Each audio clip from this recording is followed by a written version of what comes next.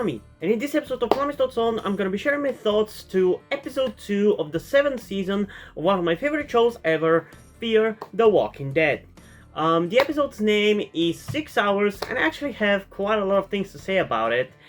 But yeah, this is gonna be one of those times that I'm just gonna go on a little bit of a rant because I'm just so goddamn tired with the general behavior of fans, at least on Reddit, because that's where I get most of my fan interactions and discussions with other fans of the show about it. And maybe it's better than other places like Twitter or Facebook or some other website, but it's still pretty bad. And again, we continue to have, for some reason, hate for this show and for these episodes. Like, I don't really understand it. I've seen so much criticism about the episodes, but so much of it is just vague statements. Oh, the writing is back to being trash again. It's beer balloon level. Like, are you serious? What about these last 3 episodes has in any way, shape or form been reminiscent of how bad season 5 was? Like, seriously, explain to me in as much detail as you can what shows you that the writing has fallen to that level again. Because to me personally, the writing hasn't changed since the first episode of season 6. It's still very insightful about the characters, developing them with a lot of depth and with a lot of references and self-aware dialogue.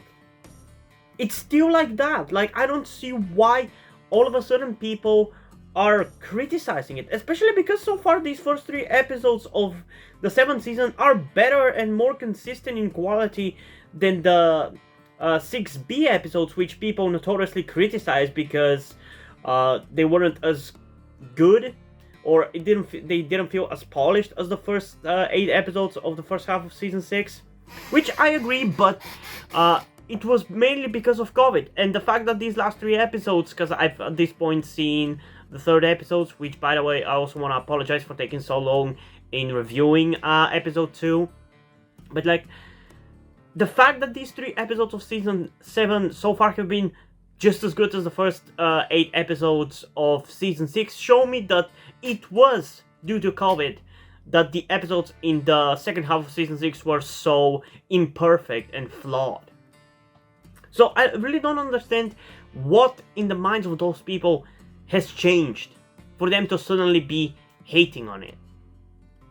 Like, it's not better or worse, honestly. For me, it's better and might end up being my favorite season because of the setting. Because I really like the concept of an apocalypse, a different type of apocalypse inside the already existing zombie apocalypse. It's just really cool to me, and the way they're pulling it off so far visually is my favorite thing that we've ever seen in the Walking Dead universe as a whole. So I'm loving this season. But yeah, I don't know. It's, to me personally, it's just as good as it's been since the beginning of season 6. I don't really see what people see about it that is so bad. That said, yes, there's one criticism I can kinda agree with for this episode. The crying baby.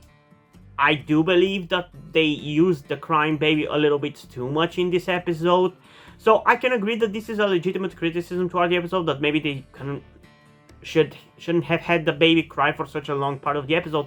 But on the other side of things, I don't think such a trivial thing that has nothing to do with the writing or the acting or the visuals of the episode should derail and destroy the episode completely and cause the episode to be disregarded completely because of that.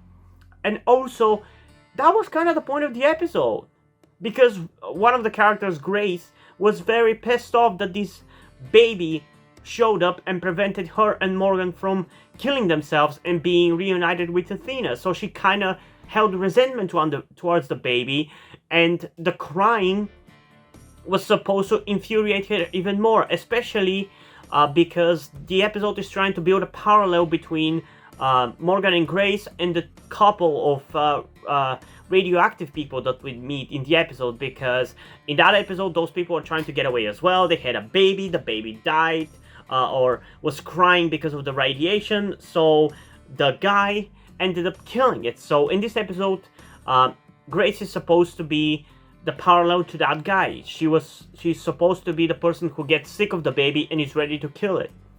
But obviously, because of their interaction in this episode and the things that Morgan and Grace say to each other in this episode, she obviously doesn't go down that path. So yeah, for me, it's not that big of a deal. At first, I felt bad for the baby, and then later on, it did start to get annoying, but again, it didn't ruin the episode for me. And as I said, I don't think such a trivial thing should ruin an episode as a whole just because it's a little annoying. Like, I don't understand why the Walking Dead fandom doesn't understand the concept of having more than 2 categories of quality for an episode. Like, not everything has to be a masterpiece or a total piece of shit. There's a lot of things in between, you know? You can have decent, good, interesting but flawed, and other categories like that. It doesn't have to be a masterpiece and total shit, you know? And I feel like it seems to always be like that. Like, with the main show in season 10C, a lot of people either loved a certain episode or hate it completely. And I think that's dumb. For me personally, most of the episodes were fine. The only one episode that I can agree was kind of bad is the episode with Carol chasing the rat. But again, that episode at the end of the day is harmless and it's just pointless. It's not necessarily badly made. It's just dumb that they focused on complete random crap that nobody gives a shit about. And even with season 11, I'm actually am surprised that people haven't been more negative on the episodes as a whole. But again, that kind of plays into the fact that it's either completely positive or completely negative. And it just bothers me because I personally try to judge things in more than those 2 categories. Even if I don't like something, I try to look for positives about it and try to praise those positives, you know? But I feel like most people don't try to do that, and it frustrates me when I see hate for this show that is unfair like that. But yeah, at this point, I'm kind of borderline ready to not ever show up in that subreddit anymore because I'm just tired and it's ruining my personal enjoyment of the show. But yeah, that's beside the point.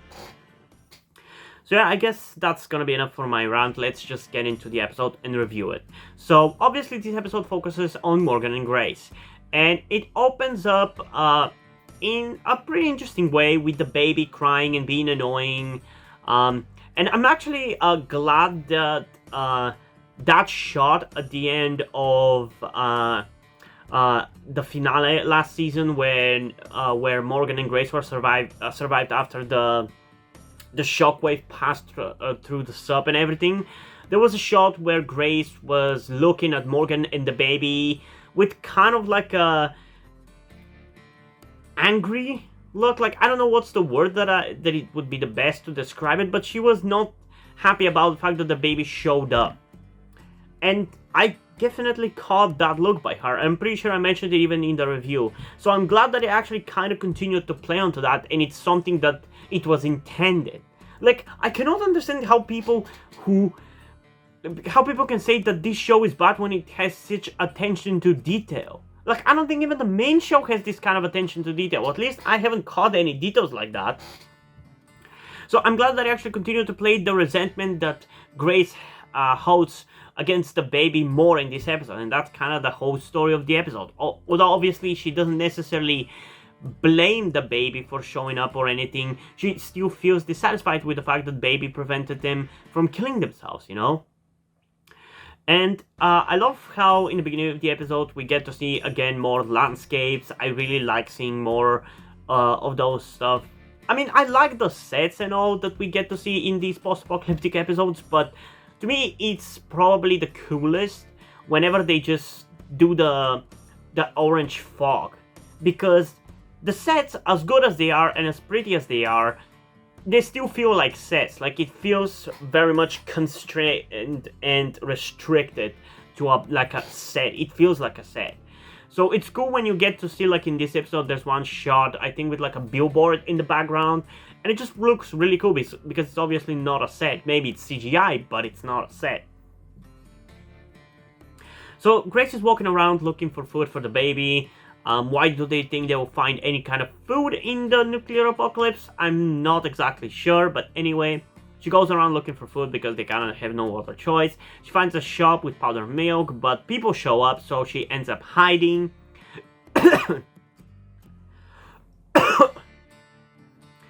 And those people end up destroying accidentally the bucket of powdered milk that Grace had found, and she, at that point, because of the resentment and despair that she feels having to survive in a zombie nuclear apocalypse, and the fact that she still hasn't gotten over the fact that she lost her baby, she starts screaming at them to come back and rob her. And I actually really enjoyed that scene. It was really powerful. I don't think we've ever really gotten any character in the Walking Dead universe scream like this. Like, those screams were piercing in the best way possible. Like, they were emotionally piercing, and I really, really liked it. The way how she screams that she doesn't even want to be there, like, that really hits hard. I liked it. I really do. I really did. I really resonated with her emotions there. So then she goes back to the sub, and obviously without food, the baby continues to cry and everything. This time Morgan decides to go out, but we find out that he actually wasn't looking for food, and instead he was actually building a vehicle with which they can escape the nuclear apocalypse. And again, I'm just gonna sidetrack for a second here to address something that I've continuously been seeing on the subreddit for Fear the Walking Dead, and that is the fact that people keep asking, why the hell are they not leaving the nuclear area of Texas? Well, because they fucking can't. And in this episode, literally, they tried. They tried. I swear people don't pay attention during the episodes. They play on their phones and then complain when they don't follow the story and don't know everything. Because people have even complained about it even after seeing episode 3. Which is just ridiculous, because this episode 2 literally covers it and explains to you why they can't leave. Because Morgan has built this machine, and they know that the radiation spreads for miles around. So they knowingly, by even knowing where the nuclear bombs fell, while trying to escape, they obviously fail. And as we learn later on in the episode, by the warning of those two people, the husband and the wife, I think their names are Frank and B. I'm not exactly sure, but let's call them that. They warned Morgan and Grace that if they continued to drive in the direction that they were driving, they would end up exactly like them, because that's what those people tried. They tried to leave by going in that direction, and apparently one of the bombs didn't detonate properly, so it's leaking more radiation and it's more dangerous. And yet people still keep asking why they don't just leave. Well, because they can't. Because the bombs have fallen in such a way where there's only one direction that you can go, which is south to southeast towards Padre Island, which is most likely what Padre means. Which I don't know if it's something that maybe you guys have realized or knew this kind of theory, but yeah, that's a thing. I think that's where they're going, and where what Padre means, because as you can see in this episode, we are shown a map. Even when the couple talks to Morgan and Grace about the direction they were going and tell them about Padre, they show us a map with nuclear bombs surrounding everything in a horseshoe shape, except where everybody is at the moment.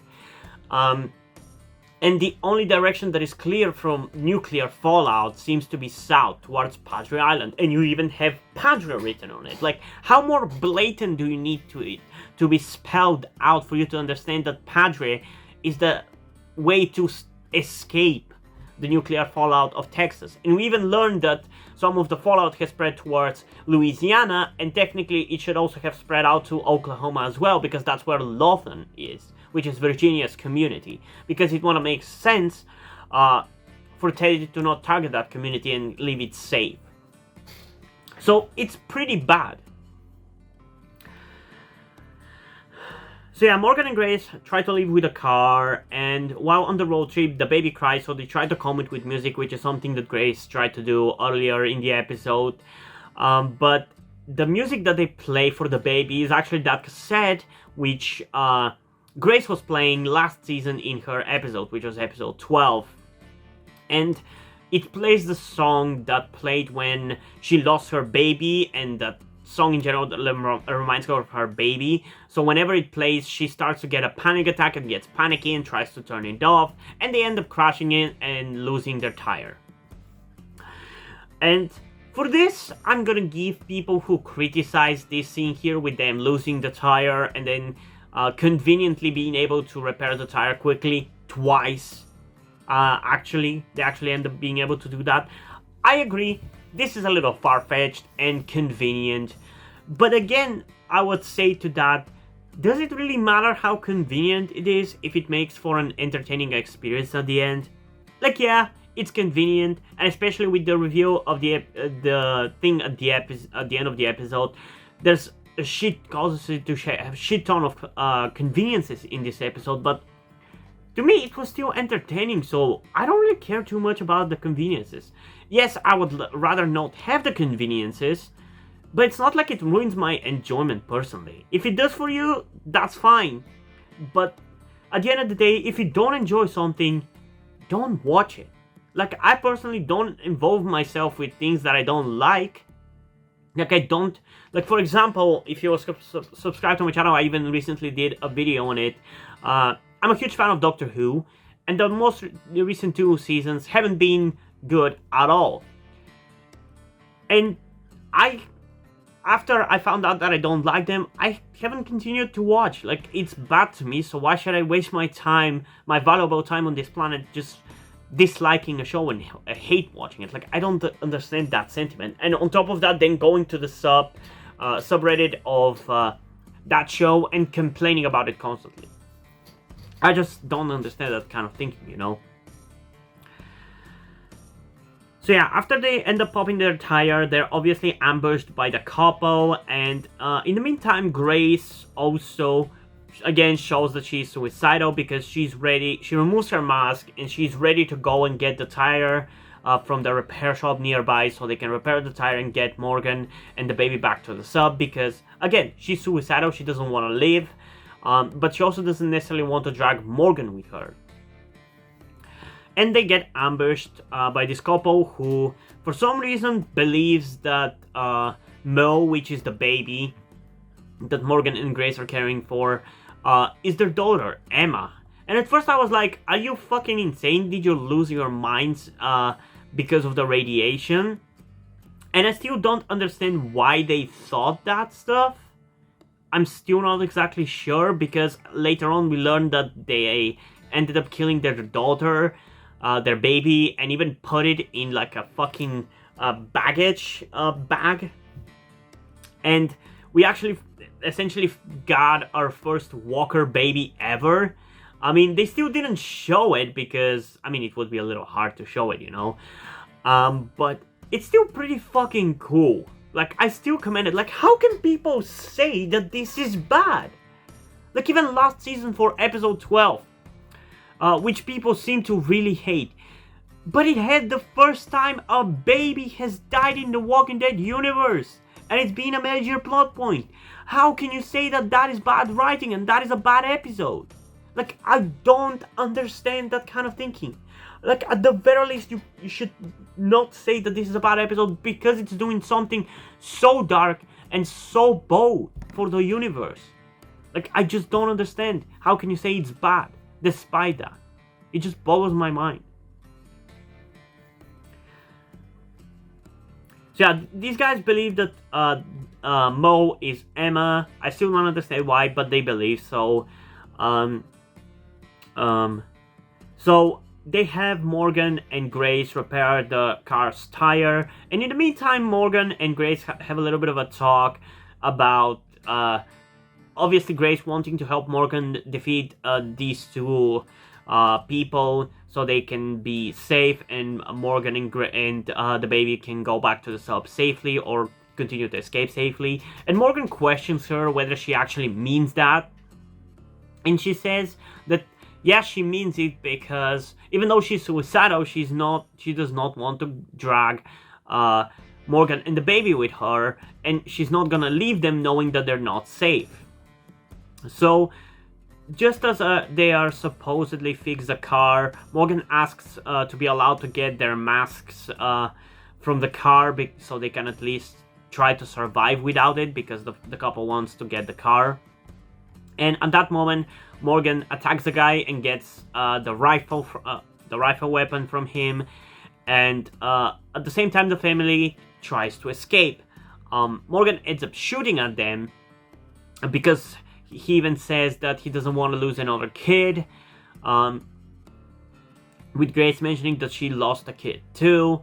That kind of makes you realize that Morgan was talking about his son, Dwayne, not about the baby that Grace lost, which is also a baby that he lost, but he's obviously talking about Dwayne there.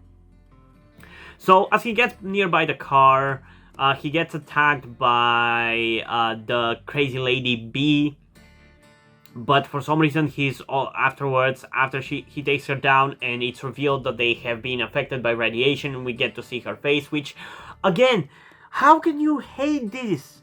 How? I don't get it. Like, at the very least, you have to commend the episode for the concept that it brings. People who are radioactive and we see them destroyed by radiation faces? Like, when have we ever seen that in the Walking Dead universe? Like, how can you hate it? Like, explain to me, how can you hate it? Even if it's a little inconsistent, or not necessarily completely logical to reality, like one-to-one to reality, and you need to suspend your disbelief. How can you hate it? I just don't understand it. I feel like genuinely sometimes the Walking Dead fandom hates The Walking Dead and criticizes it for not being perfect. Like, what did you expect? Chernobyl level of realism? Why? Why did you expect that? And by the way, Chernobyl is also not exactly accurate to reality. There was a lot of liberties taken with the concept of radiation in that thing as well.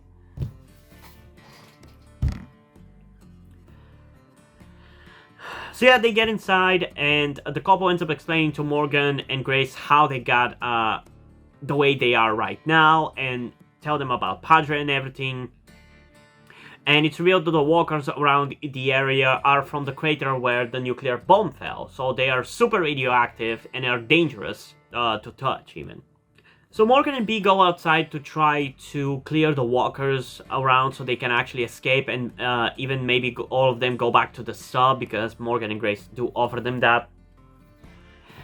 But as they are trying to do that, somebody with a car shows up menacingly, and actually was really curious what that was going to turn out to be, because in the trailer for that episode that we saw, the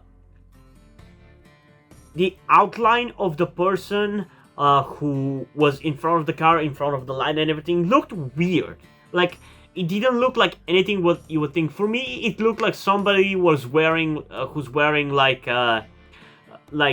American soccer, American football players kind of outfits with like the helmets and everything, and wearing and carrying some kind of like a post-apocalyptic hammer. That's what it kind of looked like to me.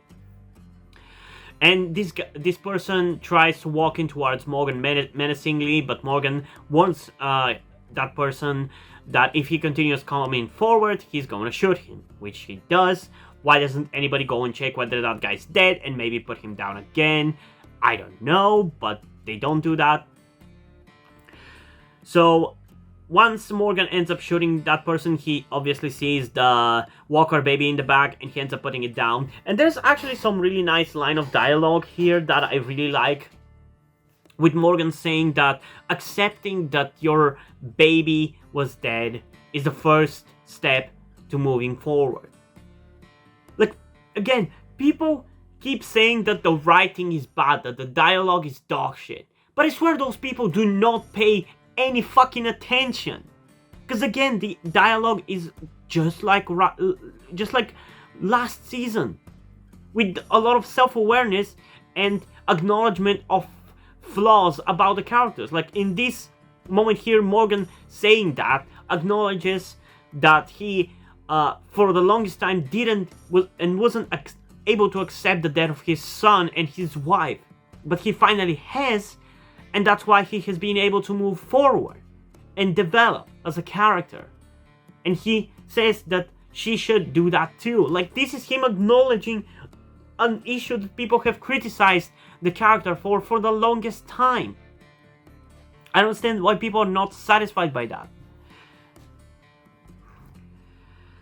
So yeah, he ends up putting down the baby. It's a shame we didn't get to see it, but it would have been also hard for them to do it and might have triggered some people, so yeah, I don't know. But yeah, in the meantime, walkers are obviously still trying to get inside where Grace and the other guy, Frank, and the baby are staying it. And the baby continues to cry, and in that kind of whole scene, we learn essentially what happened to the baby of the couple, with them going towards the crater where one of the bombs fell and trying to escape, and the radiation starting to kill them slowly and affecting the baby as well. So the baby continued to cry non-stop, and the guy just couldn't handle it, so he ended up suffocating it to death. And he's almost ready to do that to the baby, to Mo as well, but Grace luckily puts him down. But the baby still doesn't stop crying, so we have a really nice emotional scene with Grace actually singing that song that makes her remember, that makes her think about the child that she lost, which is kind of like her journey in this episode, I guess, because in the beginning of the episode we have her having to deal with the baby crying and she plays music to her. Later on we obviously have her get a panic attack because of the song playing on the cassette player, and then you have her singing that specific song to the baby at the end of the episode now to calm it down. And also I forgot another bit of dialogue earlier when Morgan was fixing the tire for the car, with Grace saying to him that him wanting for her and Morgan wanting Grace and the baby and him to be one family is foolish, because it wouldn't be the same for Grace with this baby. And Morgan says to her in reply that yes, it's not gonna be the same, but it doesn't mean that it's not gonna be something. Like, Mo doesn't have to replace Athena, which is what the baby's name was, the baby that Grace lost. But that doesn't mean that they can't still be a family, you know? And I think that's the biggest turning point for Grace in this episode as her character. That's the thing that kind of flips a switch inside of her, which is why later on she ends up singing to the baby. Because yes, it's not necessarily your daughter, but that doesn't mean that you can't still care for her and raise her as your daughter. And it's still not going to be the same. It doesn't mean that she's replacing your daughter that died, but it means that you can still care for her. So after they deal with the couple, they decide to go back to the sub because A, they don't have time to leave the radiation zone, and obviously B, because the direction that they were going in was super fucking dangerous. And we have some more nice bits of dialogue between Morgan and Grace in the car. The most interesting of which, and my favorite line of the episode, being with Morgan saying that it's okay to be a little broken. Which is essentially him acknowledging that, yeah, he's not the most mentally stable person in the world, but he doesn't also have to be. Again, acknowledging his mental state, something people have criticized the character for the longest time. How can you say that is bad? And even earlier in the episode, another scene which I forgot, has him saying that him wanting to rebuild the world and build a community and everything is more about him wanting to have a family with which he can sit down and enjoy life and have a wife to care for and a kid to love and raise. And Grace replying to him saying that stuff, even though it's not a big ask, it still might not be possible in this world. Like, again, acknowledging that the character has been constantly wanting to rebuild the world but not being able to. Like, I don't understand how people can criticize Morgan for being the same character who just wants to rebuild shit all the time, and not criticize Rick for the same thing, because he has been the same in that regard as well. He wanted to rebuild stuff as well all the time. But I don't see anybody complaining about that from Rick, but when it's Morgan, it's suddenly the end of the fucking world. But yeah, that's a really nice and emotional scene between them that I really liked. And then obviously at the end of the episode we have them go back to the sub, and then they are met by Howard there, who is Strand's right-hand man. I was actually surprised to see him in this episode, and I actually really enjoyed his scene there, because in the first episode I actually thought he was a little cringe and boring as the right-hand man of the villain that Strand is. But he kind of grew into his own thing in this episode. Because in the last episode he was very generic in like, in a very lackey kind of role, who like somebody who constantly sucks up to the main villain.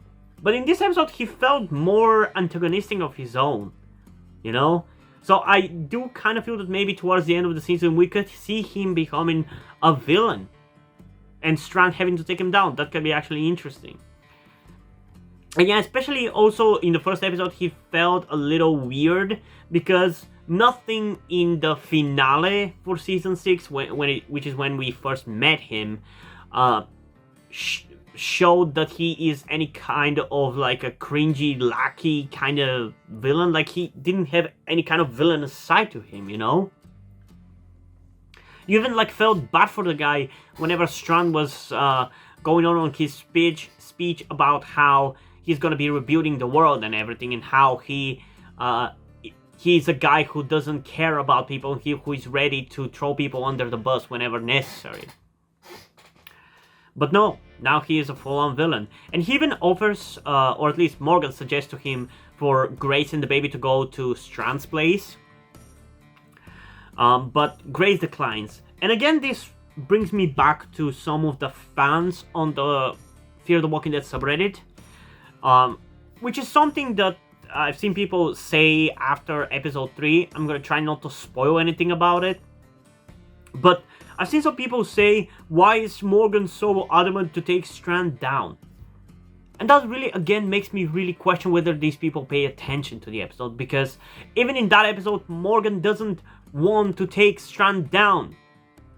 He doesn't care. Strand can do whatever the fuck he wants. He just doesn't want the people he cares for to get hurt. Like, in this episode, he even offers that Grace and the baby only get accepted into Strand's community, even if he doesn't go. That's super selfless.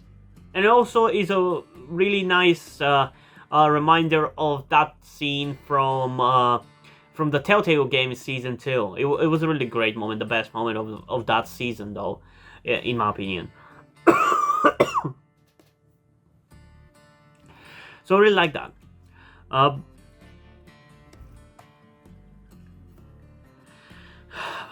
So Grace refuses to go with the baby and without Morgan, and Howard leaves the sub. And at the end of the episode, in a very happy way, the baby ends up crawling on the ground and ends up leading Morgan and Grace to a whole stash of food. And again, some people have criticized this as dumb. Oh, how the fuck did he not find the food earlier? Well, who cares? First of all, who would think to look under the fucking floor? I don't think I would have. Maybe after... no. I feel like the only way you can find that kind of food in the sub is accidentally. I don't think I would have ever thought of looking under the floor or under the floor mats for a secret stash of food. Because apparently that is a thing that is done in subs all the time. But I don't know that. So why would I be searching for that? And at the end of the day, yeah, it's a cheesy and happy ending, but it's kind of entertaining. Like, in the beginning of the episode, they were in a lot of despair, and the episode ends in a happy way where they get food so they can continue surviving in the sub. Why is that such a big a deal? To me, it's done in a believable enough way, and it's cheesy and wholesome, and I like it. I don't necessarily need full-on realism like one-to-one documentary of what would happen in this world. That's why also the rules necessarily of how the radiation works bothers me, because I don't know how exactly radiation works IRL. I haven't experienced it. I hope I never experience it. So it doesn't bother me whether it's accurate to real life or not. I haven't really gotten any inconsistencies that I cannot explain myself, so that's why it doesn't bother me. And I've seen people criticize that the logic behind the radiation isn't consistent, but I really fail to see what about the rules of how radiation works in Fear the Walking Dead isn't consistent. Like, maybe it's not necessarily believable or not accurate to real world, but I feel like I fail to see how it is not consistent, you know? And yeah, I almost forgot, we have the ending of this episode, which was kind of crazy, honestly, but when you think about it, it was kind of expected that that was gonna happen, because, I mean, last season, the first episode of the season featured that bounty hunter guy, Emile LaRue, with the badass axe and the dog and everything, and he was such a badass character, and it made for a really fucking cool and entertaining episode. It's still the best rated episode of the reboot of Fear, I think, like, and maybe even one of the best of Fear as a whole. It's a really good episode. So, considering how much fans seem to love that episode, it was only a matter of time for that actor to be brought back in some way, shape, or form. And being brought back as his twin brother, honestly, is not as far-fetched as some people might think it is. Because A, he mentioned his brother in his first episode of Season 6, when he showed up, when he was introduced. And B, I actually think he does look different enough to say that he is his twin brother, you know? Like, if you put them one beside the other, I would actually believe that they are twin brothers. Unlike, for example, what the main show did in Season 10, Episode 19, where we had Robert Patrick play twin brothers as well. Like, in that episode, I was annoyed by the fact that they showed a twin brother because it's just so fucking dumb. Like, I thought it was dumb. But at the end of this episode, I laughed out loud because of how ridiculous and funny and how awesome it's going to be to see him on the show again, because I really enjoyed that actor and that character back in the Season 6 premiere. So having him again is really fucking cool, and I really hope that he ends up being really cool as well. So yeah, I actually like the execution of the twin brother twist better here than I did on the main show, which is actually par for the course for a lot of the things in Season 6 and Season 7 that Fear has managed to do better than the main show. Other things include, for example, having the main villain for 4 episodes, and Fear managing to build such an iconic character in the form of Teddy in 4 episodes, while the main show failed to make Pope be in any way interesting in those same 4 episodes. Because we had both villains for 4 episodes in their respective series, but one is obviously much more interesting and iconic and has more depth than the other one. And also died a better death as well. But yeah, I'm really excited to see where this season is going to go going forward, that's for sure. And how much of a villain role he's going to play. Maybe he's going to actually become a main cast member? Who knows? I wouldn't mind that, honestly. But yeah, overall, I really enjoyed this episode. I enjoyed the dialogue of this episode more, and I mean, I'd say that's probably the thing that I enjoyed about this episode the most. The dialogue, I think it was better than the dialogue for episode 1, but I do think that episode 1 was better. But I definitely disagree with the rating for this episode on IMDb. It should not be a 6.3 out of 10. I'm sorry, but it's not that bad. I feel like a lot of people ended up hating this episode because of their hate for Morgan, and by extension, their hate for Grace. That's just it, really. Because, yeah, the baby was annoying, but it doesn't warrant hating the whole episode because of it, and completely forgetting about any of the positives about it. So yeah, in my personal opinion, I'm gonna give this episode a solid 8.4 out of 10. I don't remember exactly how I rated the first episode of the season, but now I would actually give it like a 9 out of 10. So for me, this episode, while weaker, it's still a pretty good episode at an 8.4 out of 10. So yeah, I don't know. What did you guys think about this episode? Comment down below and let's have a discussion about it. And yeah, before we end this video though, I just want to give a huge shout out to my currently 2 patrons on Patreon, Omari Bridgman and Deadpool. Thank you for supporting me. I really appreciate all your support, and I'm glad you enjoy my content enough to decide to support me. And now, before we end this video, I just want to talk about something to you guys very quickly, which some of you may or may have not noticed before or know about me, that being the fact that I am trans. And yes, this may come as shocking to some of you because I don't really flaunt it that much on my channel, or at least I feel like I don't. Outside of like my K-pop reactions, which is where I feel like the most comfortable being myself like this. And yeah, I am in fact trans.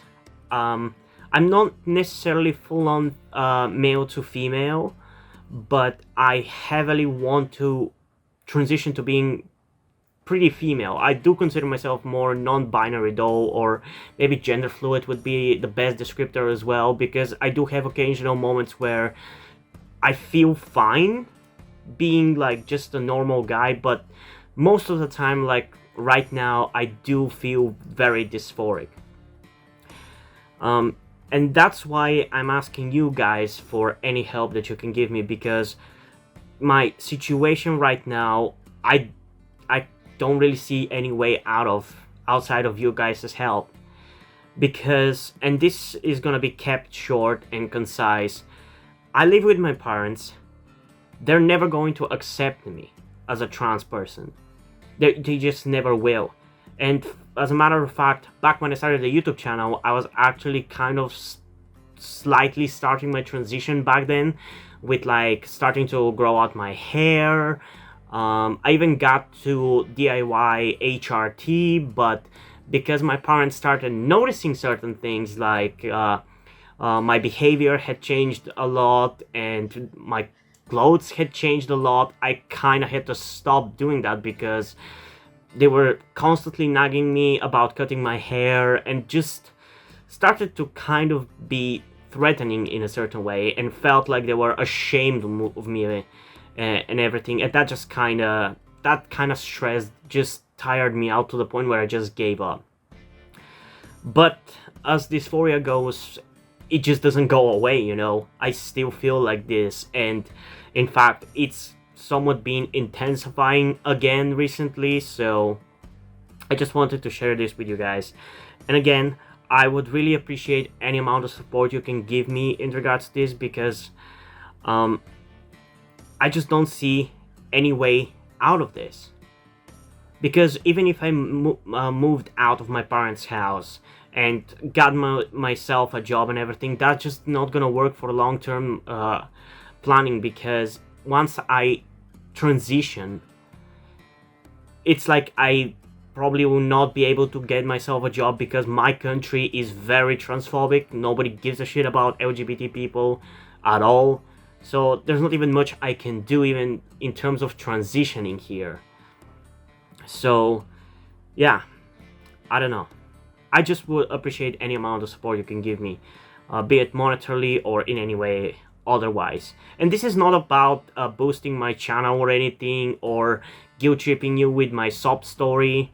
I just wanted to get this off my chest and make my subscribers aware of the situation that I am in, and that I would appreciate anything that you guys can help me out with. It would mean literally everything. Like, for example, a friend that I made after starting this YouTube channel, my good friend Yuri, has been helping me out a lot. And I genuinely might have not been here if it wasn't for him showing up and befriending me. So yeah, this just went a little bit longer than I intended, but I would just really appreciate anything you can support me with. That's kind of ultimately what I'm trying to say.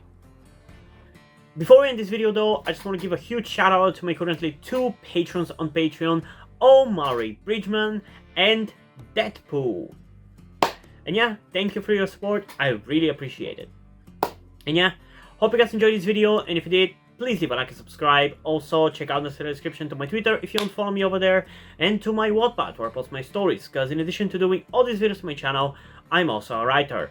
And if you enjoy my stories, or you simply enjoy my videos, you can head over to Patreon where you can pledge your support and help get the channel going, help support me so I can keep writing the stories you enjoy.